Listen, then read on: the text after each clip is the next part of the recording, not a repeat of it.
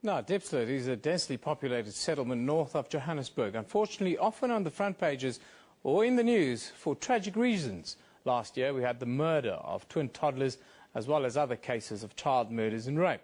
Hope in this township, however, is not lost, and organisations like the Diepsloot Youth in Action are on a mission to turn things around. The DYA is a community-based non-profit organisation established in 2010 aimed at contributing to social development of the youth of Diepsloot to eradicate of crime, drug and alcohol abuse as well. We are joined by the co-founder and president this morning, Nkanyiso Ntuli. Good morning, sir. Thank you for joining us. Good morning, sir.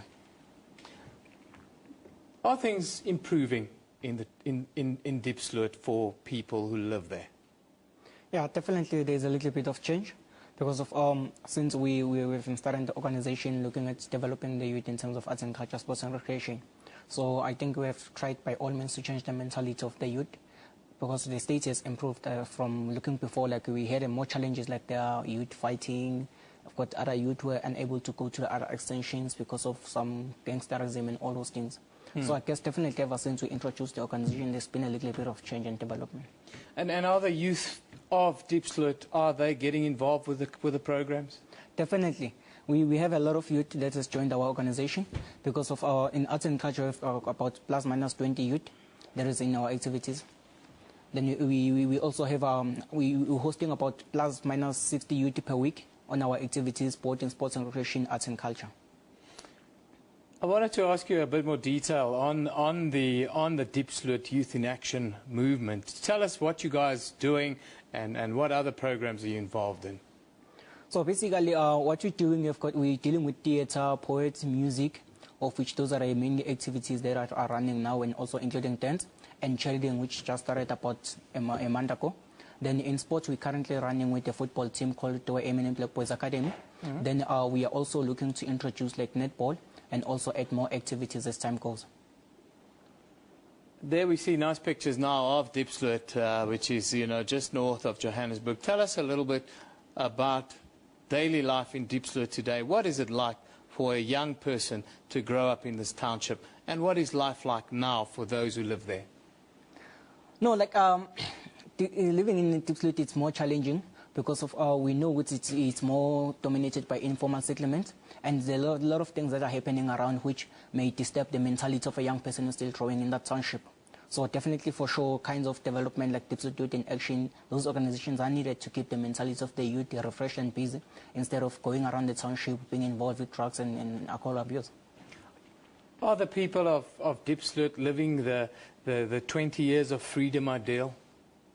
I can't definitely witness that, because of if we're still living in a township with the informal settlement, then we have sometimes we've got drains, blockage drains and all those things. Then we have got few youth who are still doesn't have access to education and sort of all those things. So I can't definitely witness that they are living to live. Yeah. And who funds your organization? How do you guys go about raising money for the kind of campaigns that you put together? So in most cases, we've been doing contributions ourselves, and we've been also asking for assistance from parents. So then in early this year, we just got the fund from the One Young World, which are still the guys who gave us a social grant to develop and also draw up our activities. We see your Facebook page now. How do people get involved with you and your organization?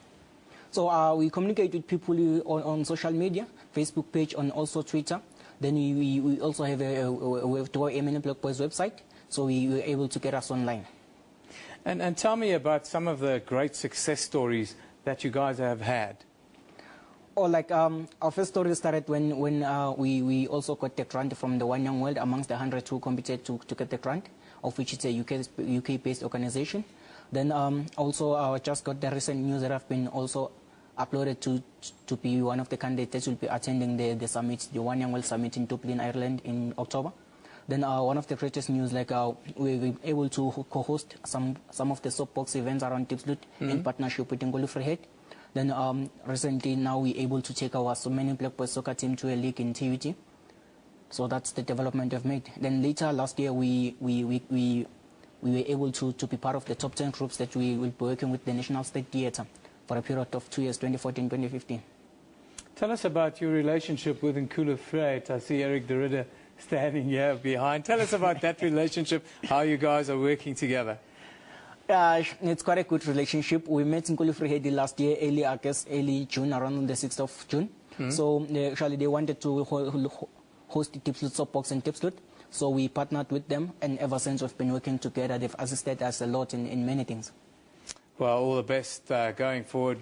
We hope that you have more success in Diepsloot, and we don't always see the bad stories on the front pages, the babies being killed and raped and so forth. No, definitely we'll have a lot. It's just that the matter of us getting fundings and so on, then we can make a change in Diepsloot. Thanks for joining us today. Thanks, sir. Finally, in Ukraine, after declaring victory in a round of that country's presidential elections, confectionery magnate Petro Poroshenko says it's time to draw